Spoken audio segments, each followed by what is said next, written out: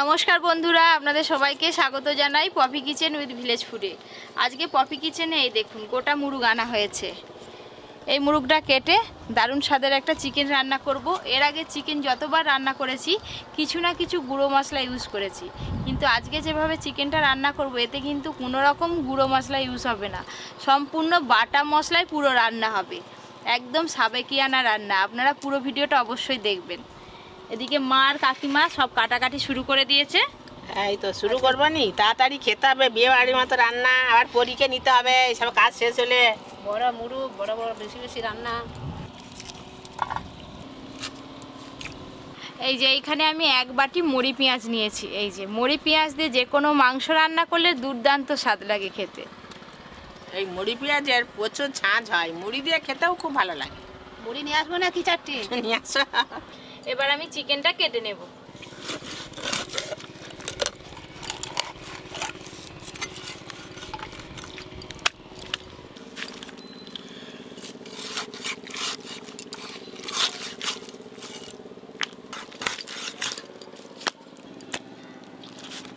গোটা মুরগি নিয়ে এলে একটা সুবিধা আছে, নিজেদের পছন্দ মতো পিস করে কাটা যায়, তাই না মা? হ্যাঁ তো, দোকানে কেউ বড় করে কেউ ছোট করে। আবার আমাদের ঘরে 5 জন 5 রকম, কে বলবে পায়ের দিকে খাবো, কে বলবে বুকের মাংস খাবো, কেউ বলবে গলা খাবো। এই যে লেগ পিস, এটা তো গোটা রাখতেই হবে, দাদু খাবে, অর্জুন খাবে। অনেকদিন পর আজকে শুধু মাংস নিয়ে এসছে, মাংস হবে, নাহলে এই কদিন অনেক কিছু রান্না আছে, 3টে 4টে করে, আর মাংস থাকলে একটা রান্না করলে লেগে বেশি, তাই না? সবাই ঘরের বাচ্চারাও সবজি খাবে নি, হ্যাঁ। অন্য কিছু খাবে নি, কাঁটা মাছ খাবে নি, তুমি মাংস দিয়ে ঝোল করে দাও, 2 পিস মাংস 1 পিস আলু দিয়ে দাও, ব্যাস তাতেই খাওয়া হয়ে যায়। তাতেই খায়।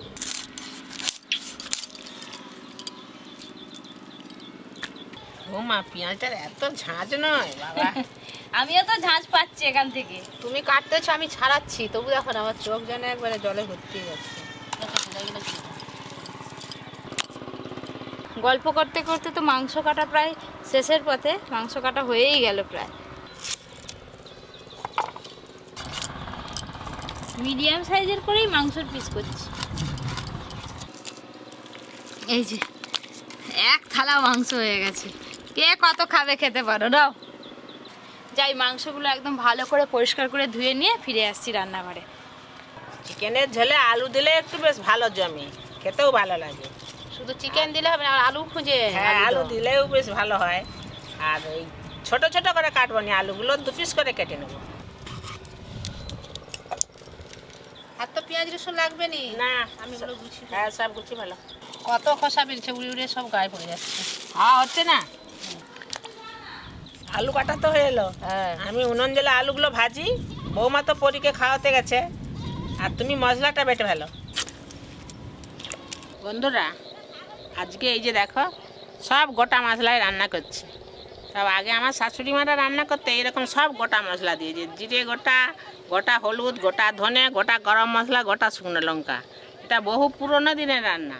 তখন ওই গুঁড়ো মশলার বালাই ছিল নি, যা করো শিলে বেটে, পাই যেত নি, যা করো শিলে বেটে, স্বাদটা কত সুন্দর। হ্যাঁ বাবা, আমরা সব রান্নায় কাজ বাড়ি রান্না করতাম, এই লঙ্কা বেটে হাত পুরো গুলগুল করতো। এখন তো বৌমাদের কত সুবিধে, এখন কম্বো বাড়িয়ে একটুখানি রান্না করবে তাও গুঁড়ো মশলা। আদা রসুন একসঙ্গে বেটে নেবো। আগে আগে শিল কাটানোর লোক আসতো, এখন আর দেখতে পাওয়া যায় না। শিল আছে লোকেদের, আগে করা সাবেক লোকেদের যা শিল আছে আছে, আর বৌমারা এখন শিল কিনে নি, সব গুঁড়ো মশলা আছে। যদি একটু একটু দরকার হয়, এখন আবার মিক্সি উঠেছে, ওই মিক্সিতেই ঘুরিয়ে নিল, বাস। সরষের তেল, ওই ধুয়ে রাখা আলুগুলো লাল লাল করে ভেজে নেব, লবণ,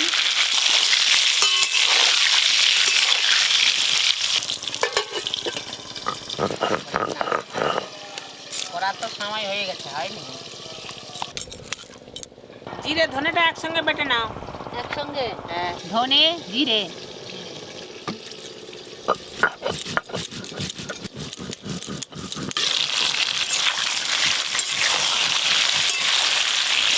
কি গো, মাংস দিয়ে আস্তে আস্তে যে বাবা অর্ধেক সব হয়ে গেল। তাড়াতাড়ি হয়ে যাবে, তাড়াতাড়ি খাওয়া হয়ে যাবে, তাড়াতাড়ি রান্না হয়ে যাবে। বৌমা, মাংসে একটু লবণ আর তেল মাখি দাও। লবণ, সরষের তেল। মাংসে লবণ আর সরষের তেল মাখিয়ে রাখলে মাংস রান্নার পর খেতে ভালো লাগে, লবণগুলো মাংসের মধ্যে ভালোভাবে যায়। বৌমা যখন হলুদ বাটা হবে হ্যাঁ। তখন একটু হলুদ মাখিয়ে দিবে মাংসয়। আচ্ছা, আর তুমি রান্নাটা করো, আমি পরীকে দেখি। যাও, যদি উঠে পড়া নিয়ে চলে আসবে রান্নাঘরে। আচ্ছা, তোমার শাশুড়ি পরীকে একটু না দেখতে পেলে বাবা পাগল হয়ে যায়। শুধু শাশুড়ি নয়, ঘরের সবাই।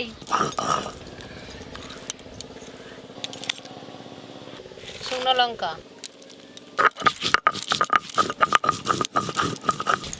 এখনো গোটা হলুদ বাটা হয়নি বলে আলুতে হলুদ দেওয়া হয়নি, হলুদ ছাড়াই আজকে আলু ভাজা করলাম। আলু ভাজা ভাজা হয়ে গেছে।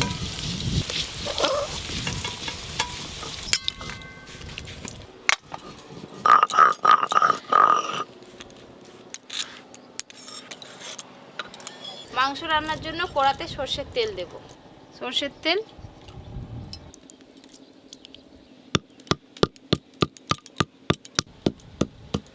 কত হয়ে যাবে দেখতে পারলে। ফোড়নে দেব গোটা জিরে আর তেজপাতা।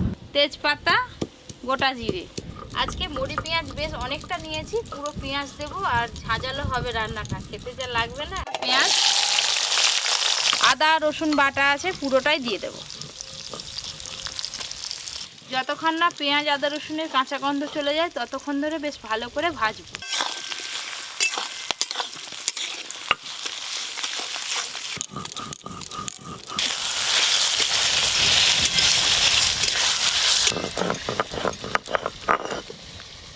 আমার হাতের কালার দেখো কি সুন্দর লাগে। আমি আজকে গরম ভাত দিয়ে খাবো। ও কাকিমা, বলো। মাংসে একটু হলুদ মাখিয়ে দাও, আনা। রংটা কি সুন্দর লাগছে দেখো, মাংসের কালারটা। আজকে রান্নাঘরটা পুরো ফাঁকা ফাঁকা লাগছে, মাঝে কখন পরীকে নিয়ে আসবে। আদা রসুন পেঁয়াজের কাঁচা গন্ধ ছেড়ে গেছে আর মশলা থেকে তেলও ছেড়ে গেছে।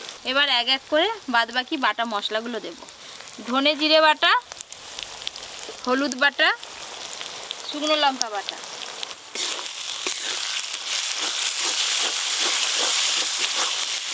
এই বাটা মশলাগুলো দিয়ে 2-1 মিনিট ভালো করে নাড়বো, তারপরেই দেব টমেটো কুচি। টমেটো কুচি, লবণ,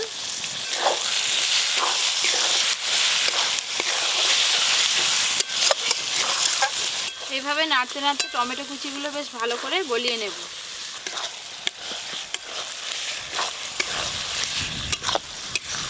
মাংস রান্নার জন্য এইভাবে মশলাটা কষে নিয়েছি। এই দেখুন কত সুন্দরভাবে তেল ছেড়েছে। পুরো মাংসটাই দিয়ে দেব।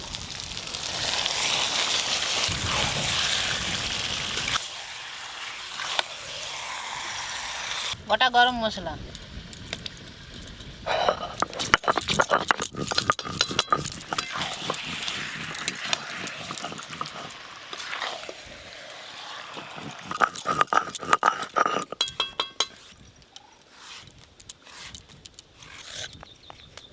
এই দেখুন চিকেন থেকে জল বেরোনো শুরু হয়ে গেছে। এভাবে নাড়তে নাড়তে জলটাও শুকনো হয়ে যাবে আর চিকেনও খুব ভালো করে কষানো হয়ে যাবে। রান্না শেষ হলো, কে এসে বলছে দেখো। আমাদের দ্বিতীয় নায়িকা এসে গেছে যে। দ্বিতীয় নায়িকা? আজকে আমার মুখে আঙুল দিয়ে আছে কেন? রান্নাঘরে দ্বিতীয় নায়িকা। অনেকদিন পর আবার পরিশোনা মা এসছে রান্নাঘরে। ঘুমিয়ে পড়লো। ও তোমার কোলে উঠলে ঘুমিয়ে পড়ে বেশি। তার মাও পড়েছে লাল আর মেয়েও পড়েছে লাল। বলা নিয়ে দেখা দেখি চাষ লাগালাগি।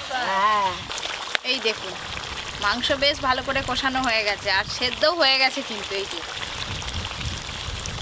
এবার ভেজে রাখা আলু দেব।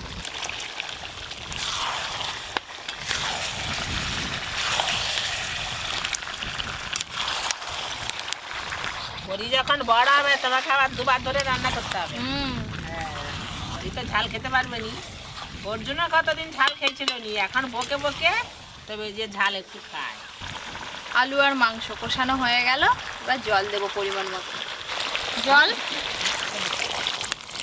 হ্যাঁ, একটু ঝোল করব, বেশি করে জল দেব। মেলাই যাবো। বলে এখন কিছু কিনতে পারবো নি, মেলায় যাব। যখন কিনতে পারবো তখন আর নিয়ে যাবে। অনেক পয়সা পড়ে যাবে। হ্যাঁ, কি কিনবে বাবা? তার বাবা মা কত কি খেলনা পুতুল, তার মা বাবা ঘর ভর্তি এখন থেকে স্টক। কিছু বলবেন, যেটাই দিয়ে বলে এটা আমার আছে, তবু আর বাচ্চা ছেলের দিকে নিয়ে যাও না, কিরকম বায়না করে।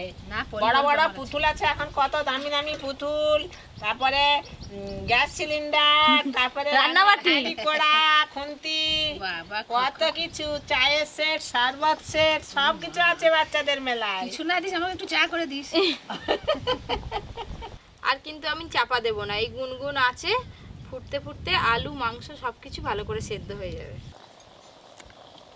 একদম কম আছে, গুনগুন করে ফুটছে দেখুন।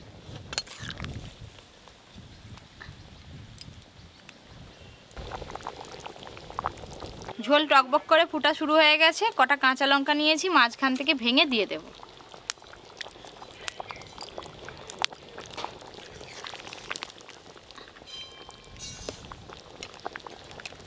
অল্প আঁচে বেশ খানিকক্ষণ ধরে ফুটিয়ে নিয়েছি। রান্না তো একদম শেষের পথে, সব শেষে বেটে রাখা গরম মশলা দেব।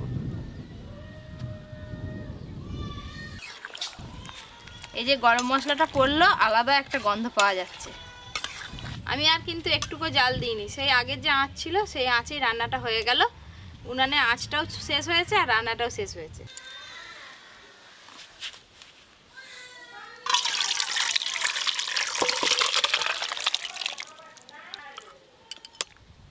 এই দেখুন রান্নার রংটা যা এসছে না, আর ঝোল আজকে একটু বেশি করে রেখেছি। মাংস খেতেও যেমন ভালো লাগে, আবার মাংসের ঝোল খেতেও বেশ ভালো লাগে। এই দেখ লেগ পিস, এই যে ঝোল আর আলু। অর্জুনের লেগ পিস পড়লে যা মজা নয় বাবা। এই যে ঝোল আলু। আচ্ছা, এই তো এবার ভাত খেতে স্টার্ট করব। প্রথমে লেবু মাখাবো। ঝোলটা যা হয়েছে নি, এরকম অনেক দিন খাইনি। সব বাটা মশলায় রান্না হয়েছে আজকে। হ্যাঁ, হ্যাঁ,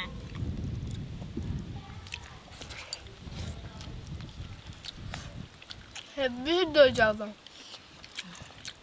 যা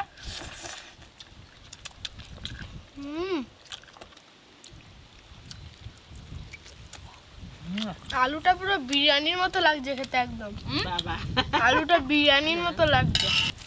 গন্ধরাজ লেবুর রস, মাংসের ঝোল আর আলু।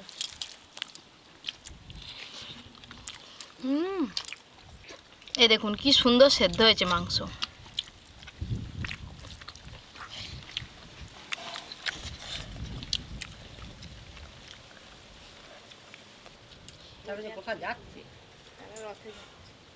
বন্ধুদের সবাইদের শিলনোড়া আছে নাকি জানিনি, যদি শিলনোড়া থাকে এরকম সব মশলা বেটে এরকম মাংস রান্না করে খাবে, খেয়ে দেখবে খুব মজা হবে।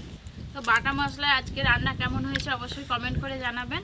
এরকম আরও অনেক নতুন নতুন রান্নার ভিডিও পেতে Popy kitchen with village food চ্যানেলটি সাবস্ক্রাইব করে পাশের ঘন্টিটা ক্লিক করবেন। সবাই খুব ভালো থাকবেন, সুস্থ থাকবেন, সাবধানে থাকবেন।